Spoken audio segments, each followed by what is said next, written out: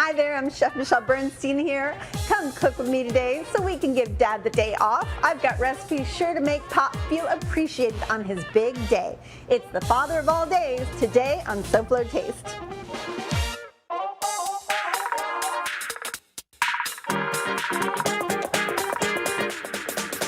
How fun is that?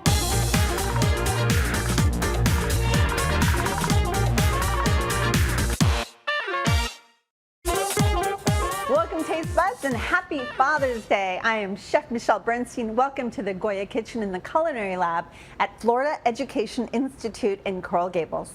Happy Father's Day indeed. Join me today because I've got recipes that are right up Dad's alley. Now my recipes today might not last as long as another necktie, but he might just enjoy them more. So let's get cooking. The first thing I wanted to make was my daddy's favorite, and that is my braised short ribs. Now this recipe has changed year to year, and I'm gonna show you a little bit of a simpler method than what I used to do years ago, and I have to say, it's really about just a beautiful piece of meat. This is more of an English style cut on a short rib. Look at this thing. It's so big, it looks like a dinosaur bone. So it's one long bone, that's what they call the English bone on the short rib, rather than the cut up bones, which would be cut by a butcher. It's just beautiful. It has a bit of a fat cap on it. Should release a nice amount of fat. So all I want to do to get this started is heavily season with salt and pepper. So I'm using kosher salt because that's usually what we cook with in professional kitchens, because you can really grasp the amount of salt that you want, where iodized salt not only tastes a little iodine-y, but also happens to be very difficult for younger cooks because it's hard to really grab what you want of the amount of salt, and sometimes things come out a little saltier. I'm gonna turn this bad boy around.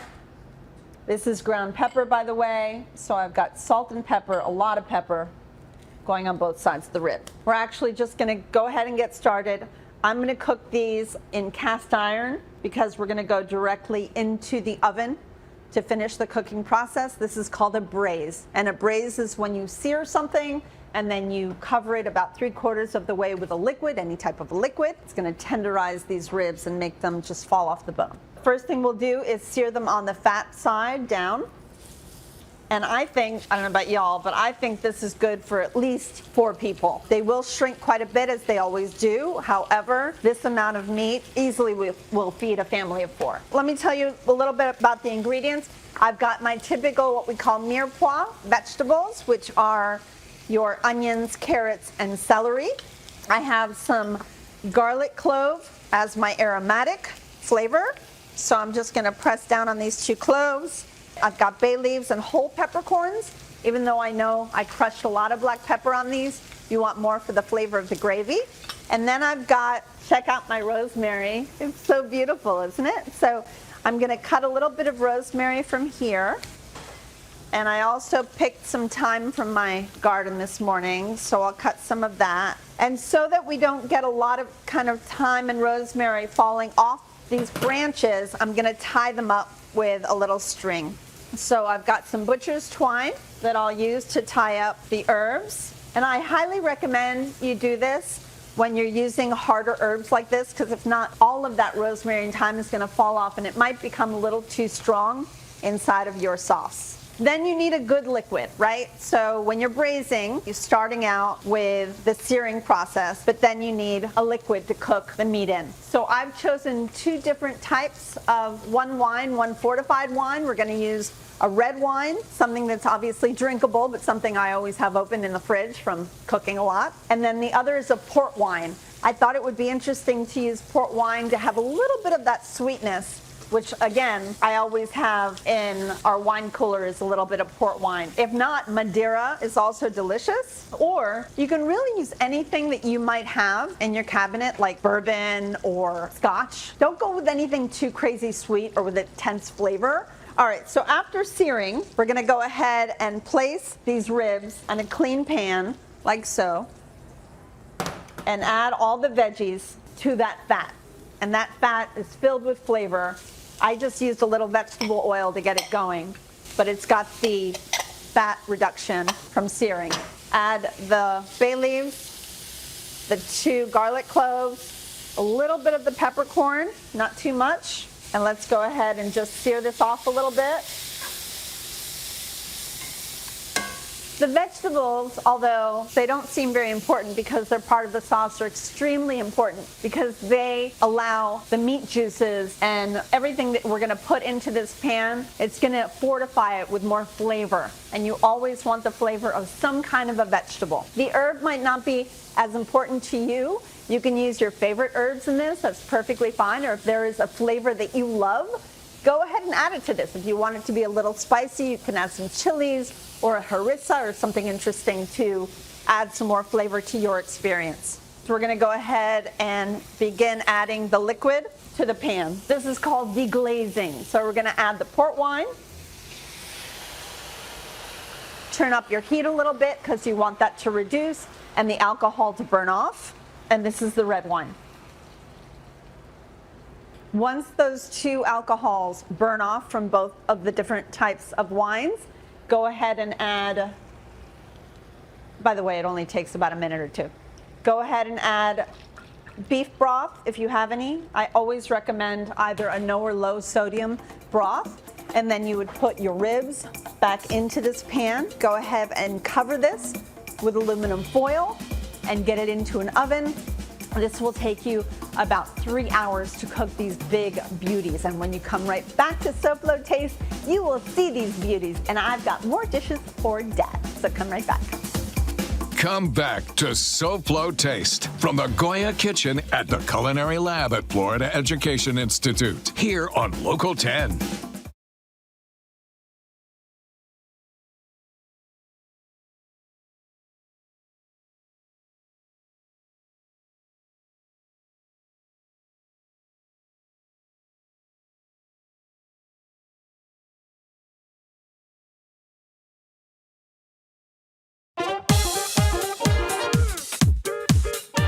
Coming up right after SoFlo Taste, it's SoFlo Home Project with me, Elena Capra, so stay tuned.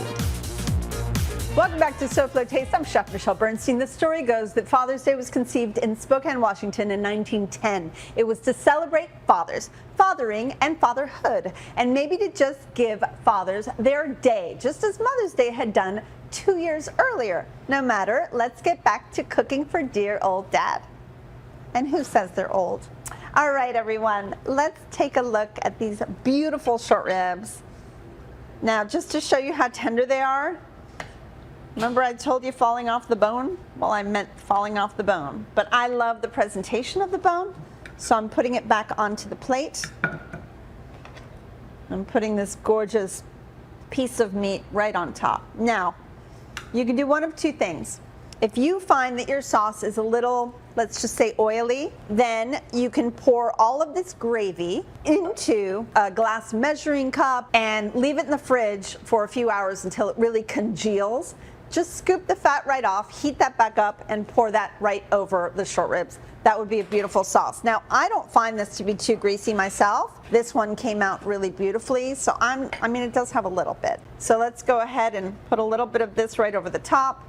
I tasted it to make sure I like the seasoning on it. If you feel it needs a little more salt or pepper or anything else that you love, now is the time. And look how beautiful this is. With some mashed potato, creamy polenta, roasted vegetables, this is just a beautiful dish. Let's move on. I am making a Shrimp Louie. This is a very classic dish, but a lot of people make it very differently. So I have a little mayonnaise here. Let's add some ketchup. A little bit of lemon juice, not too much because it'll really get too tangy. Some Worcestershire, so just a touch of that. And then your favorite hot sauce. A pinch of salt, and let's go ahead and stir this up. See where we get. All right, so over here, I have shrimp that I poached, just a little bit of Old Bay in the water. If you want to throw some lemon slices in for flavor, it's really up to you. But good poached shrimp. Don't overcook them. Make sure that the second they turn pink, you start pulling them out and tasting them. So I actually have some beautiful things here that I found locally. This is a butter lettuce, but look at the red tops of them. I thought that they were just beautiful. We have tomatoes, avocados. Let's set this up in maybe a new way, because Shrimp Louie is always usually a head of like iceberg, and then everything goes over the top of it. I think we should make this a little differently. So I've got our hard-boiled eggs, which you always find in a Shrimp Louie as well. Let's cut those in half. And then I think we should start out with the Russian dressing down first. Even that out a little bit. Don't go too far away with it because we will be using it again. Let's place some of this beautiful lettuces, arrange them over the top of the dressing, maybe some smaller leaves over the top to give it a little bit of height. Salad arranging is a thing, you know. You kind of have to pretend that there's air in between each piece of lettuce for it to fall really beautifully. Then let's go ahead with the shrimp, our main attraction, and let's place that in and around those leaves so our beautiful family, and if you're inviting friends, can find them. All right. We've got our hard-boiled eggs, which you could cut down a little bit, but I like them like this. They're easier to kind of grab and nibble on. And then I've got some tomato, these beautiful beef steaks. They're just gorgeous right now. Let's go ahead and cut out the little top harder part of it, and then cut these into odd little shapes like so, rather than perfect slices that you have to use a fork and a knife with. All right, let's again place these in and around our lettuce and our shrimp. And then we do have some beautiful avocados that are really interesting, almost purple on the outside, that we'll cut in just a moment. Right now I want to do a little drizzle of extra virgin olive oil. And then I've got some Malden crunchy sea salt for the top. Make sure you get them on those eggs too, remember. And of course the tomatoes are desperate for a little bit of salt as well. For the avocado, let's see what this looks like on the inside, because I haven't tried one of these yet. Ah, look how beautiful this is, my goodness. What a beautiful avocado. I almost hate to cut it, it's so pretty. Let's go ahead and cut a little top and bottom off. It should peel pretty easily. Yeah, here we go. This avocado is extremely ripe, and the peel happens to just be a little bit stuck to it. But if you always cut the top and the bottom off, you'll find that you can peel it pretty easily. Now we can go ahead and slice it any way we want to. I think I'm going to cut it into nice long spheres. Let's go like this, like this, like this, and like that. All right, so that we can have beautiful long pieces of avocado over the top. I know this is a little bit of an untraditional looking Shrimp Louie, but I think it's just beautiful. Let's do a last little drizzle of our Russian. And there you have it, everybody. My version of a gift to Dad, Shrimp Louie. Come right back for one more pop-pleasing recipe here on SoFlo Taste.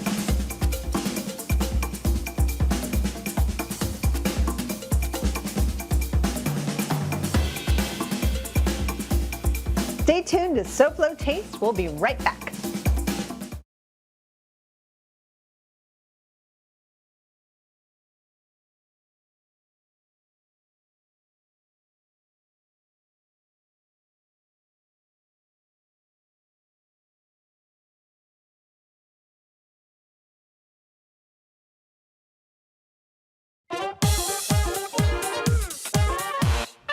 Welcome back to SoFlo Taste. I'm here in the fabulous Culinary Lab at Florida Education Institute. FEI's Culinary Arts program offers students, like these, a unique education that touches the international culinary fundamentals. In only months, students graduate from the FEI Culinary Arts program and can begin their new career on the dynamic SoFlo culinary scene. For more information, visit fei.edu/culinary-arts. Now back to some more Father's Day fare. All right, everyone. I don't know if you have had butterscotch pudding, maybe ever, but it's one of my absolute favorites. It's really more of a caramel pudding, but it's always been called butterscotch. We are putting a little bit of bourbon in it to give it that scotch kind of idea, but let's just make some and show you how really easy it actually is. So right now I'm working on the caramel. I have sugar and water in this pot, going at about a medium heat, and I'm waiting for that to caramelize. And on this side, I'm going to heat up some milk and cream together with some brown sugar. So again, white sugar turning into caramel on my right side, your left, with a little bit of water, and here the milk, the cream, and some brown sugar. Here I have some egg yolks that I'm just gonna whisk up, and we'll be tempering in the caramel milk in a little bit. Tempering, of course, means to bring the temperature up very slowly of something that's cold. Here I have some Maldon salt, a little bit of that bourbon I was telling you about, some vanilla extract, and a little bit of butter to finish. A little mesh strainer to make sure that we don't have anything like coagulated egg or anything like that. One of my favorite things to top puddings with is actually candied either cornflakes or Rice Krispies. So what I do is I just take a little bit of sugar, I caramelize it in a pan, and I throw some Rice Krispies in there, toss them all together, and that's it. Super simple, but very delicious. Can I show you this so everybody can see the color that this is becoming? Can you see the caramelization? I'm looking for a little bit of a deeper, darker caramel because we are adding the cream and milk to it. What we're looking for is a little bit of a darker caramel, which is going to happen any second, and you have to keep your eye on it. Never walk away from this process because sugar is very dangerous.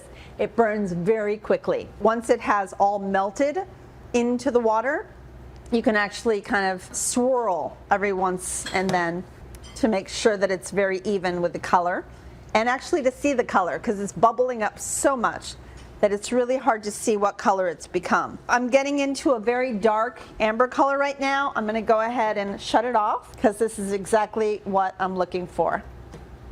And then finally, my milk and my cream are nice and hot. So what we're going to do is we're going to very slowly add this mixture into this mixture. Now, the only thing is when you add something into caramel, you got to be really careful because it will want to splatter. So watch how delicately I do this, okay? I'm going to go slowly and I'm going kind of away from it. I can hear a little splatter to begin with.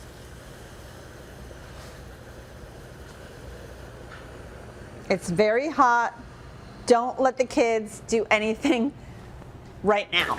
This part is where you need to just make sure that you're very careful with it. Make sure that nothing splatters. Then what we're going to do is to temper. I'm going to put this pot right here. I'm going to place this right next to it, my bowl of egg yolks, and little by little, I'll be whisking in the hot, creamy caramel mixture. Remember, little by little, this is tempering. We're bringing up the temperature. The egg yolks were still a little bit cool, and the cream mixture was very, very hot. Let's see, you can feel it. It's already getting warm. So once it's really warm and up to temperature, you can go ahead and pour the rest of it in. Whisk, whisk, whisk, and then let's go ahead, and what we're gonna do is we're gonna cook this part now in the cleaner pot, which had the milk in it. We'll put this on here. Go ahead and put this back on. And how this will actually turn into a pudding is for the yolks to bring the mixture together. This is going to take about 2 to 3 minutes for the egg yolks to work their magic and to bring this pudding all together. Once that happens, I'll add the vanilla, the bourbon, the salt, and the butter. Mix that up, strain it, and we'll see how that turns out. So come right back to SoFlo Taste here on Local 10. SoFlo Taste will return right after this.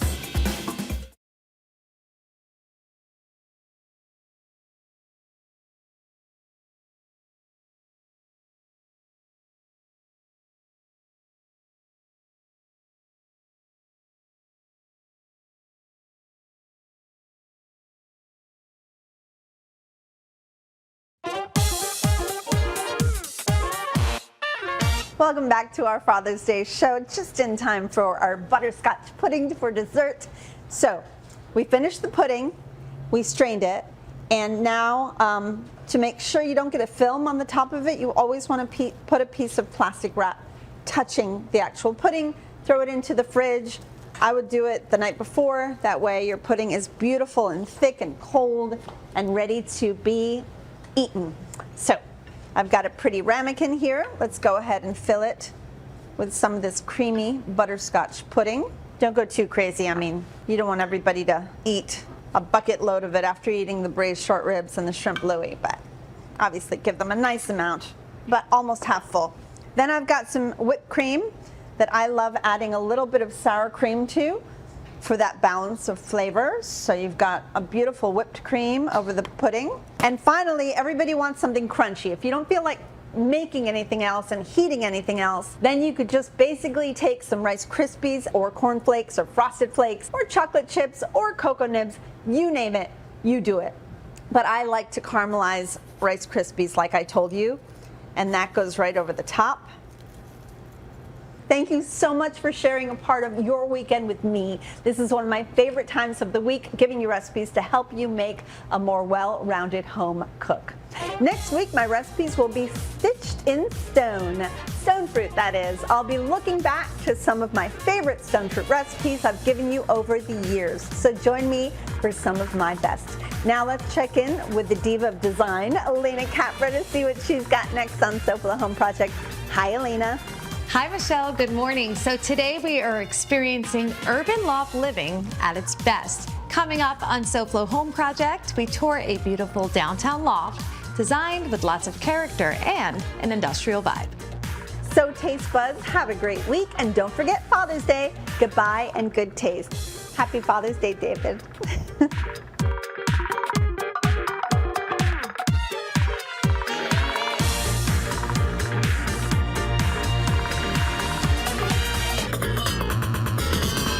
Happy Father's Day.